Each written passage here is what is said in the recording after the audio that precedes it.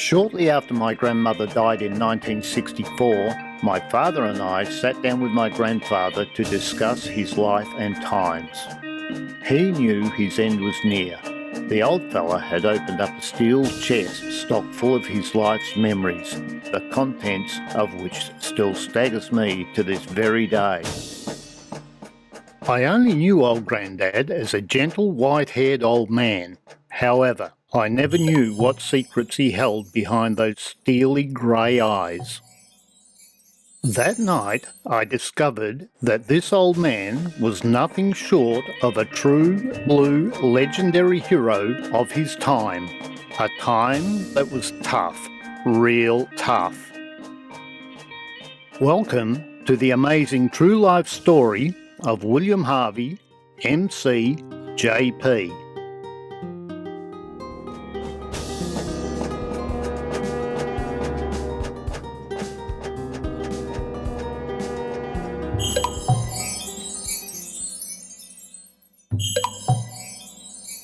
So let's go back, way back in time, to the year of 1886.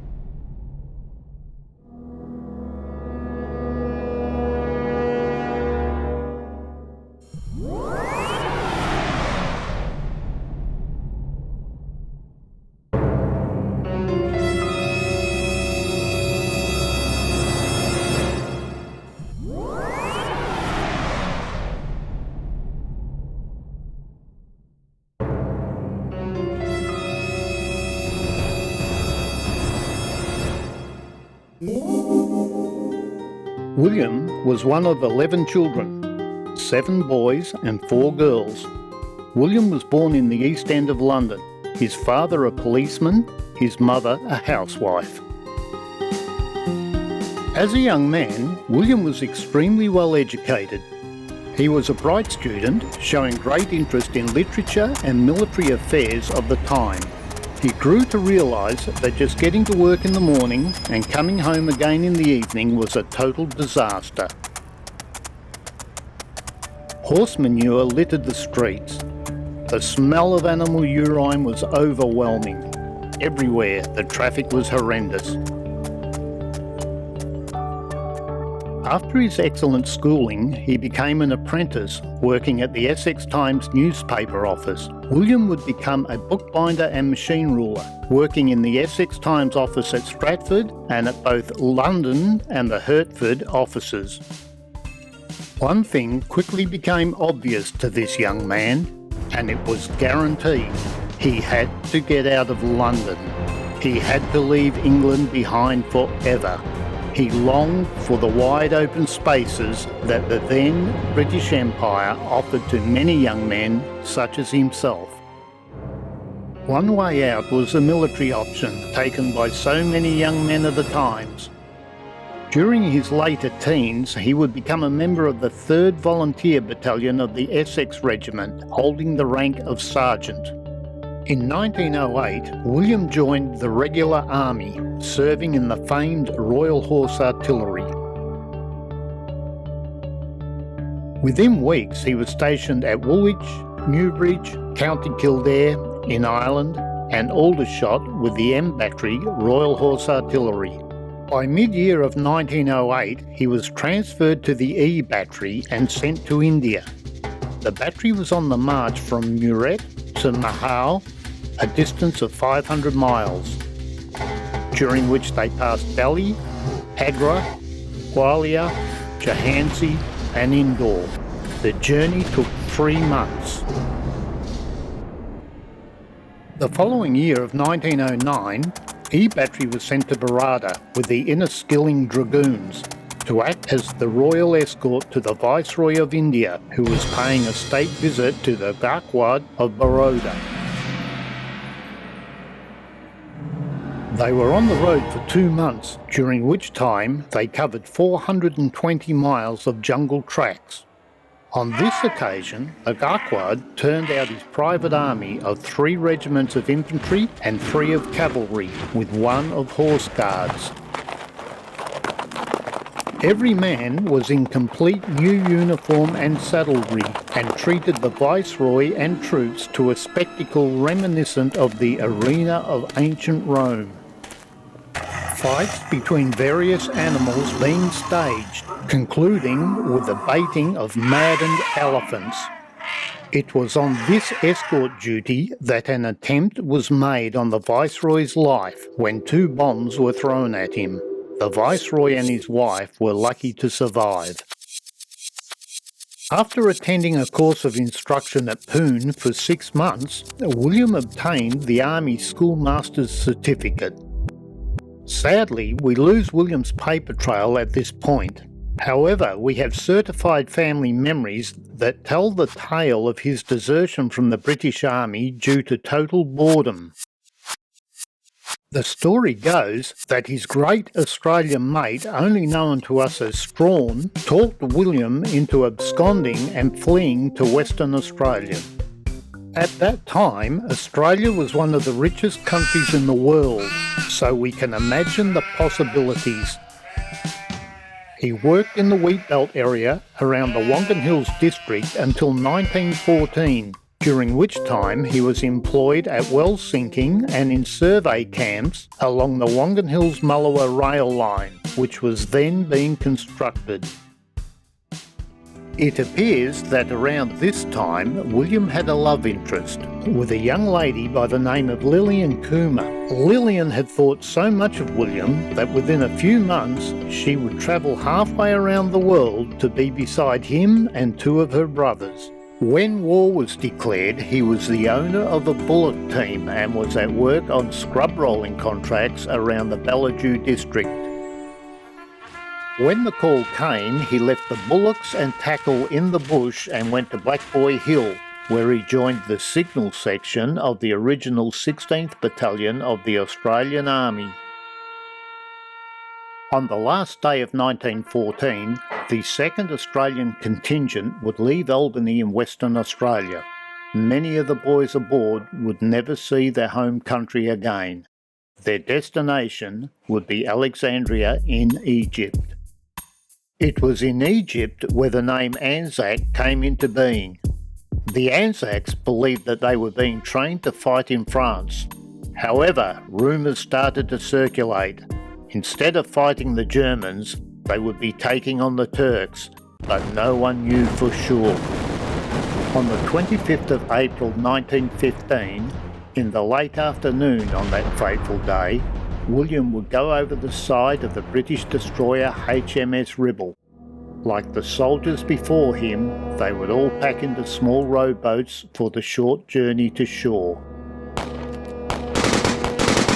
With their heads down and rowing furiously, one of the oars caught up in the boat beside them. Aboard that boat, every soldier was dead. Now, the horror was real. All they had to do was get to shore and find safety, but it wasn't that easy. The entire coastline was being raked by machine gun fire. As his boat reached the shore, diggers started jumping out into the water. William would remember jumping out of the boat and sinking into an underwater hole. He struggled to the surface, regaining his footing and running ashore. Many weren't so lucky. So far, this was the most terrifying time of his young life, but it had only just begun. During that first night of April the 25th, the 16th Battalion found themselves isolated on the foremost peak, soon to become known as Pope's Hill. That night, there was only one option, and that was to dig under horrific fire. By first light the next morning, the battalion found themselves under repeated attack from all sides. Those brave men were able to repel all of those attacks until nightfall of that very scary second day. Due to the many casualties on that first day, William was promoted to sergeant in charge of regimental signallers for the duration of his time at Gallipoli.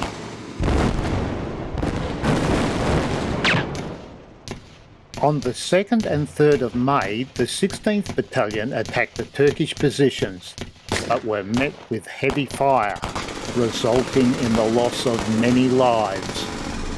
At 6 p.m. on May the 3rd, the last members of the battalion were withdrawn. When the 16th Battalion landed at Gallipoli on the 25th of April, it had approximately 1,000 members. At roll call just a week later, only 9 officers and 290 men answered their names. The stench of the dead was overwhelming, as thousands of dead bodies lay over the battlefield, rotting in the heat of the day. A truce was soon called to clean up the battlefield.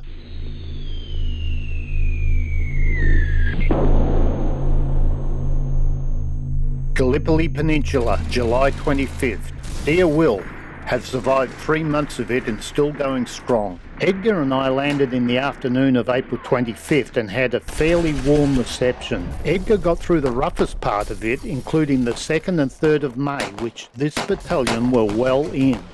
Peter Jackson has been missing since then, and I'm afraid he is not a prisoner. Edgar was a bit close to a bomb when it exploded on May 7th and got hit in half a dozen places by splinters. The worst wound was one that went in his chin, broke all his teeth and lodged in his neck. He was in hospital at Alexandria for 6 weeks and came back with no teeth, a scar about 5 inches long and a lump of bomb in his neck. The doc sent him away again. He was a wreck. Alec and Jack Kuma were trying to pot Turks when I saw them a couple of weeks ago. Jack is minus a joint on one of his fingers. Jay Wallace from Bally was hit on May 3rd in the neck and out the back below the ribs. A nasty wound, but he is lucky to be alive. It went between his windpipe and his jugular. I tied him up and sent him off to the hospital ship, but have not heard from him since. Arthur Sullivan went out on the 25th, the first of our battalion to take the count. I think our battalion can claim to be the first of the Australians at Constantinople. A couple of our officers were captured by a Rus within an hour of landing, and we have heard since that they are being well treated at the Turkish capital. Pleased to hear that you are getting the place into working order. It seems to me that the Clerk of the Weather is going to be kind to you. I have arranged not to open the Dardanelles until you have sold all your wheat. Remember me to all my Wongan friends and Mr. P.W. Lyon if he calls on you. Hope that Mrs. W.F. and yourself are quite well. Will.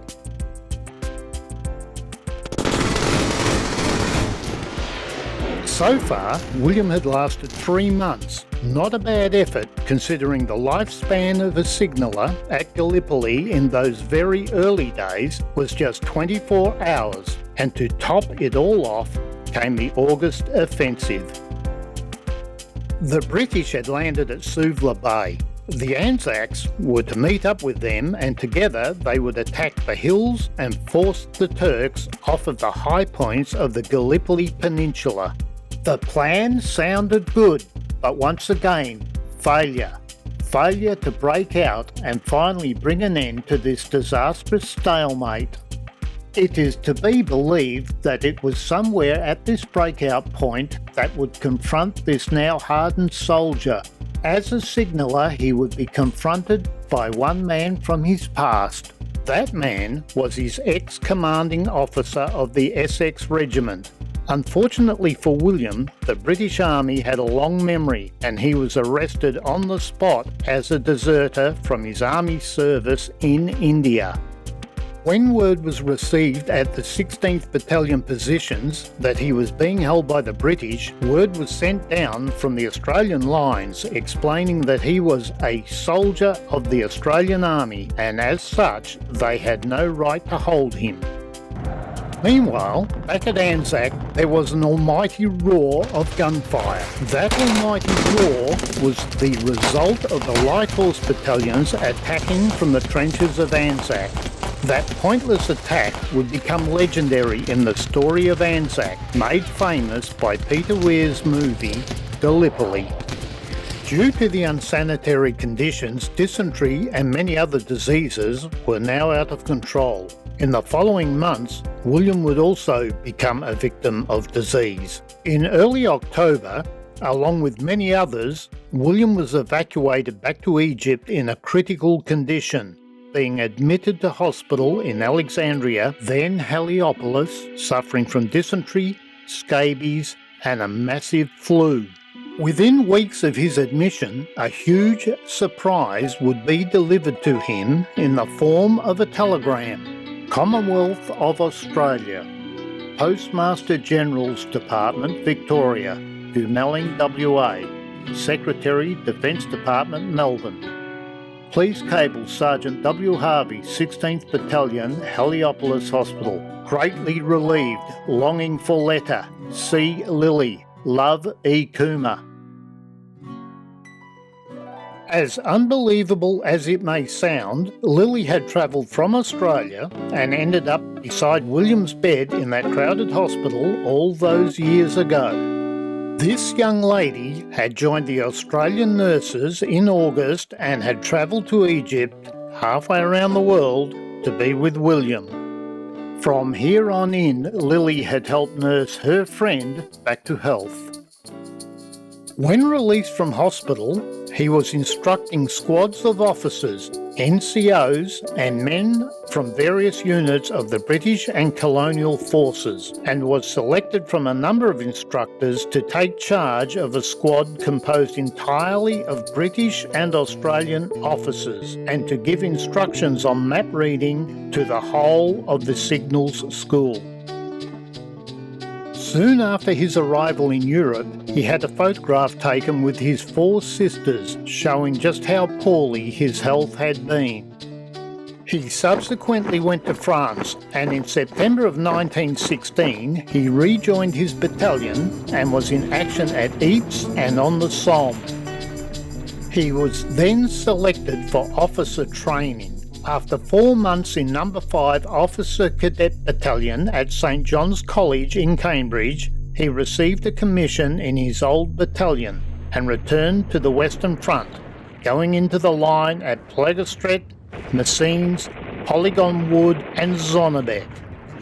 Soon after, he was appointed Battalion Signal Officer and participated in the battles at Passchendaele, Ypres, Everton, Villers-Bretonneux, Verwood, Hamel, Chalnise and Peronne. Yet on and on it would go, mass slaughter by the millions. During one of these battles, William would later describe being gassed. Later in his life, he would suffer greatly from time to time from these effects. During his leave in London, he would meet up with his brother Lawrence. Laurie had also been a member of the Royal Horse Artillery, earning the Military Medal for bravery. It was at this point that William would be introduced to a young lady by the name of Margaret. Margaret was Laurie's wife's sister. Sadly, at a young age, Margaret had become a widow, losing her husband just months into World War I. Whenever William was back home in England, he would take Margaret to many theatre performances. Anything not to do with war suited the couple, who had by now become very close friends. For Margaret, these outings were another world that she had never experienced before. Being a war widow, she was doing life tough. She was working hard to make ends meet in a fish and chip shop and never had spare money for outings of any sort. On August the 8th, 1918, the big push went forward. When the attack began, William and his signallers moved forward with the very front line. His job was to spot the enemy artillery and bring the Australian big guns to target the Germans' field gun emplacements.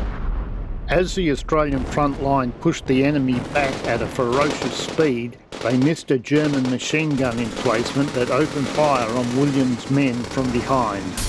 Without fear or hesitation, he turned and rushed that machine gun and its team, armed only with his 6-shot revolver and a couple of Mills bombs. He fired his revolver rapidly, knocking out a number of the German team. Within seconds, he was in the trench facing the enemy with his handgun pointing straight at the German officer, calling for their surrender. The officer instantly called a halt to the fighting, and his men surrendered without any further hostility. I remember asking my father if he remembered his dad ever getting angry. No, not really. The best I ever heard him say was blast. When pushed further, he did say that William would recall getting really angry just once in his life. That once was when his men were being shot at from behind by that machine gun on that fateful day of August the 8th, 1918.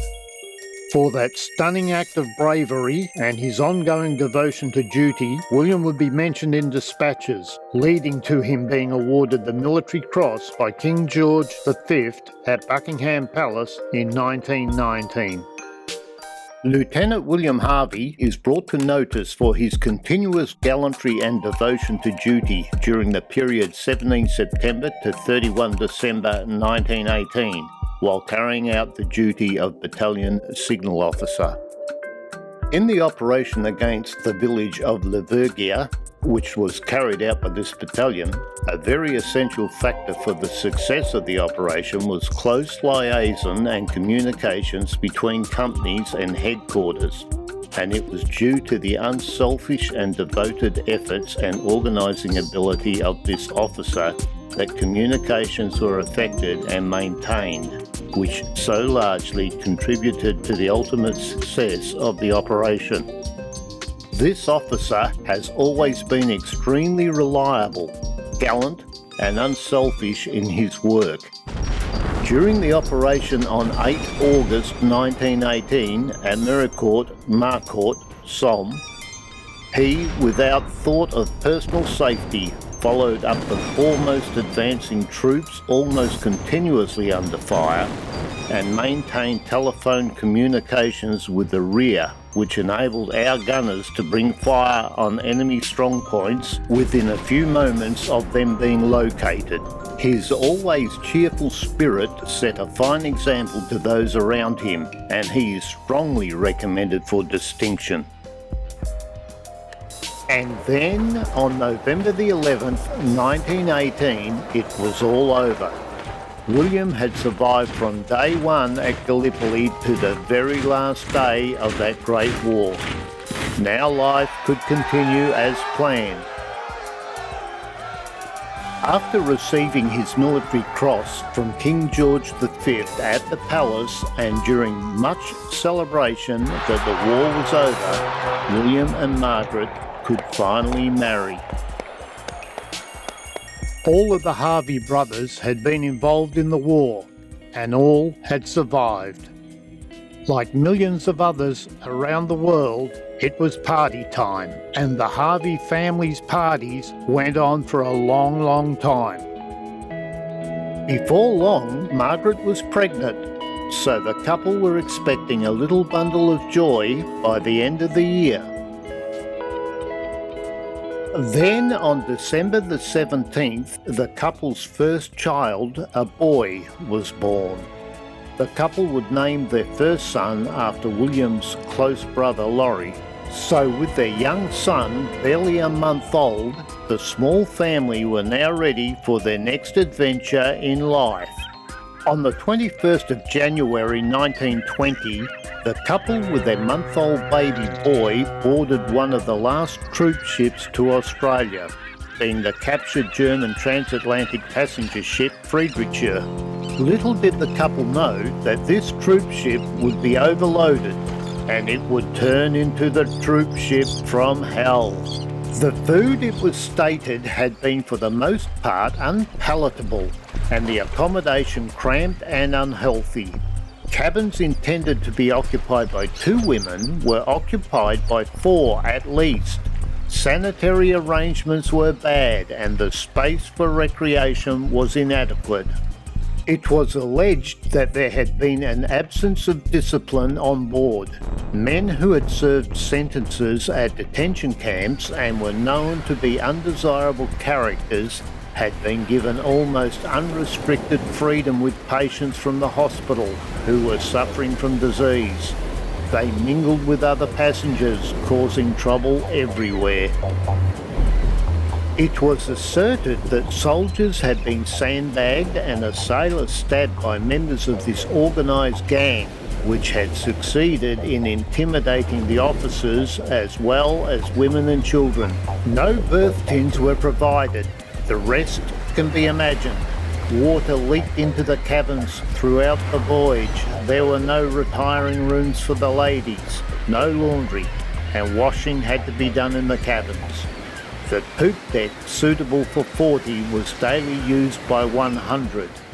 With a slaughter yard and vegetable locker on one side and a TB ward and isolation hospital on the other for infectious diseases, where 54 VD cases were treated. Butchers, reeking with blood, carried and carved carcasses amongst the passengers, and VD patients necessarily mingled with the passengers. The whole thing was disgusting, indecent and demoralising. Some of the stewards were obliging, others were insolent. The food was unpalatable, bread often sour, fish and vegetables tasteless. Fish was once served without being gutted. Hairs and wooden matches were common in the rice puddings. The crockery and cutlery was altogether insufficient and never properly washed. The bed linen was only changed twice in the first month at sea, and owing to shortage, one bath towel was allotted to 2 persons. In addition to the 54 VD cases mingling with the passengers, no fewer than 48 men were escorted direct from Lewes detention barracks and placed on board at Devonport. Besides these, 14 men serving sentences of 10 years and downward were put on board and were allowed a freedom incompatible with the regulations and dangerous to those on board, especially the women. Sergeants had to stand by the cabins of their wives, and at Port Said and Colombo, disgraceful orgies by these criminals were winked at by tolerant officers. This small ship had been built for travel in the North Atlantic. Without fans, the heat of the tropics was oppressive, and with a month-old baby, one can only imagine how Margaret would have suffered. This whole shameful episode was reported to the Government of Australia, and action was taken so as to prevent this from ever happening again.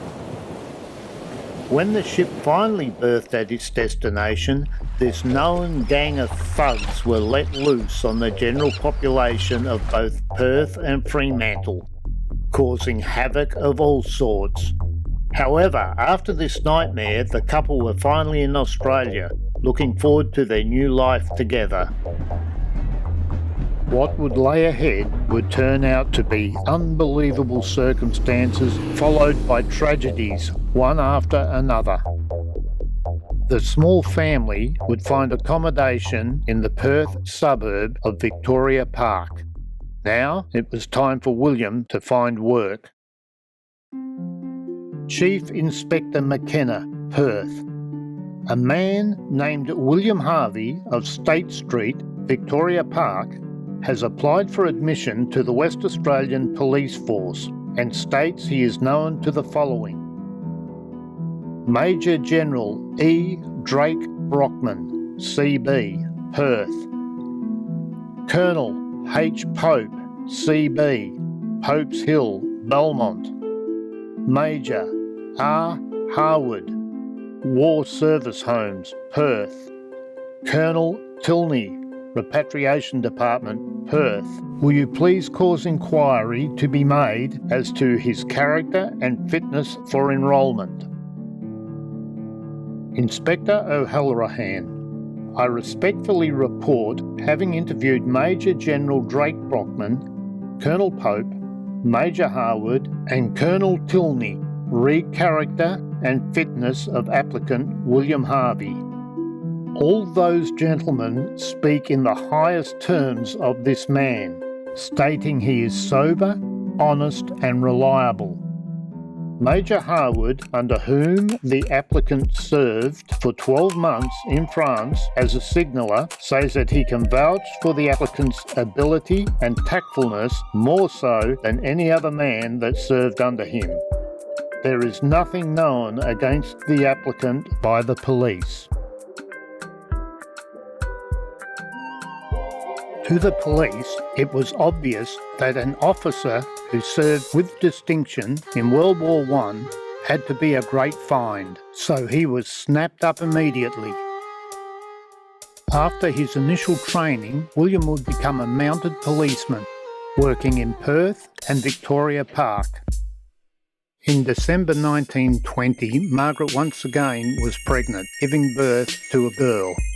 After 2 years of policing the streets of Perth and Victoria Park, William received his first country posting and was to be sent to an outback area in the wilderness of the Great Australian Never Never.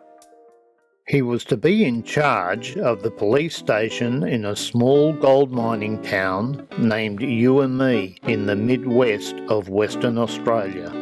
UME had been gazetted a town in 1910. Just 12 years prior to the family's arrival. The chore was now for the family to pack up, board a train and set off for the northwestern coastal town of Geraldton. After an overnight stay in Geraldton, the couple boarded another train and this time headed east to the inland town of Mount Magnet. The further east they went, the more isolated the country became. The mode of transport by rail had so far been exciting and as comfortable as could be in the early 1900s, but so far there was a long way to go to UME. However, it is said the next mode of transport to UME would leave the couple shaking their heads, for standing there before them was a team of camels hooked up to a large sulky. Or was it to be that motor car over there? This final leg to UME would be testing for the young family of 2 adults and 2 young children under the age of 2 years old. We can only guess just how rough the outback tracks would have been in the early 20th century. It can only be imagined that this part of the couple's journey would have taken some time to cover the many jolting miles to what would eventually lead to their new outback home. In the early 1920s, UME was still a frontier gold mining town, reminiscent of America's Wild West, and all sorts of characters were wandering these gold fields every day. Many villains, such as the infamous serial killer Snowy Rolls, from having to stick his .44 handgun in the ear of a drunken dogger shooting up the local pub, to carrying a handgun and a rifle out on patrol. These patrols would last anywhere from 1 month to 6 weeks.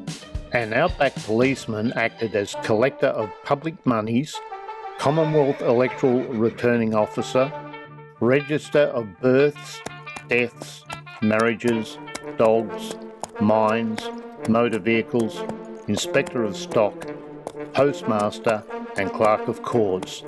He also held court for minor offences.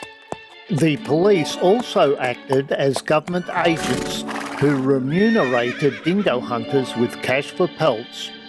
They also had the unenviable task of tracking down and recovering dead bodies and returning many of them back to the town site to determine the cause of death. The women of the outback also had their hands full. Young children to look after, cooking on a wood stove in the oppressive heat of summer, continually cleaning the home, boiling water to wash clothes and bed linen, freezing cold in winter and stinking hot in summer. And the flies. The flies in summer were an evil menace. Life was not at all comfortable for most of the year, but spring was a time of plenty. After any winter rain, the landscape would burst forth in one of the world's greatest wildflower displays.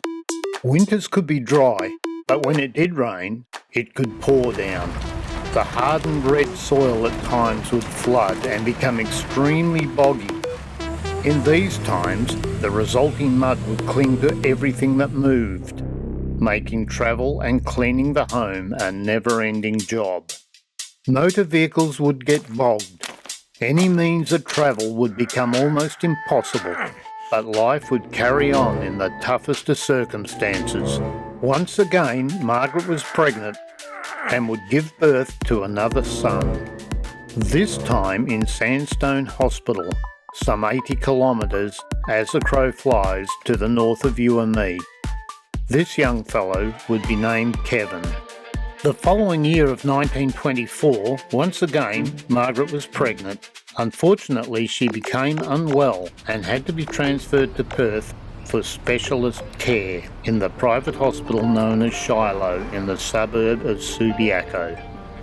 On July the 3rd of 1924, the couple now had 4 children under the age of 5, and with this child named after another of William's brothers, Edwin. This young man was my father, Ted. After a brief stay in the city, the family returned to the outback. Margaret's hands were now full, and she was almost overwhelmed with a new babe in arms and 3 other youngsters to care for, plus running a home in the most difficult of circumstances. Within 6 months of the couple's latest baby being born, the summer of 1925 had arrived with a vengeance, and William would embark on what would be his final yearly outback horse patrol. In Ursula's later life, she would tell the story in great detail with pin-sharp memory of a little girl and a little boy lost in the outback. She would recall the time her father returned from his last outback patrol one late afternoon to find you and me in a total panic. On this hot summer's evening of 1925, Laurie and Ursula had been missing all day.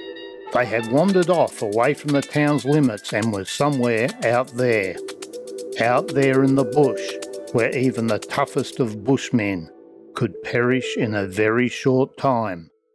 The cop and his black tracker worked on a plan, but they had to work quick. William gathered groups of people and sent them hundreds of metres into the scrub to surround the town in a circle. Each group would clear an area of bush and light a fire. As darkness fell, the policeman and his black tracker mate would ride between the fires while calling out to the kids. To the great relief of the townsfolk, the cop came upon his children standing near one of the fires. The plan had worked. 2 little kids lost in the outback, and no one outside you and me would ever know the story other than in family memories. After this episode of the kids going missing, the transfer applications began in earnest. I respectfully apply for the position of Officer in Charge of Esperance Station. Rejected. Application for Nannup Station. Rejected. Then an application for the southwest town of Harvey. 10th of August, 1925. In the event of my application for transfer to Harvey Station not being granted, I respectfully apply for the position of Officer in Charge of Manjimup Station. Finally, a positive reply. Please arrange the transfer of Constable W. Harvey, reg number 1303, from you and me to Perth. Please note that I have approved of the transfer of Constable W. Harvey, reg number 1303, from Perth to Manjimup, Commissioner of Police. Unknown to William, crime was out of control in the Deep South and in a state of lawlessness. and he was about to enter a phase of his life that would haunt the family forever.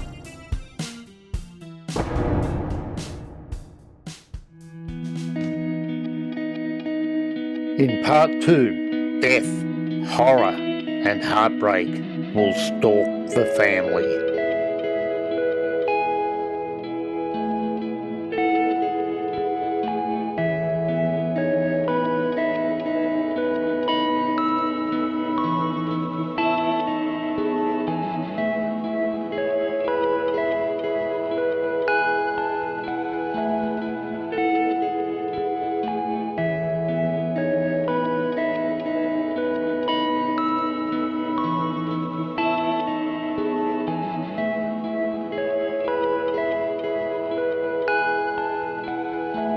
Alec and Jack Coomer were trying to pot Turks when I saw them a couple of weeks ago.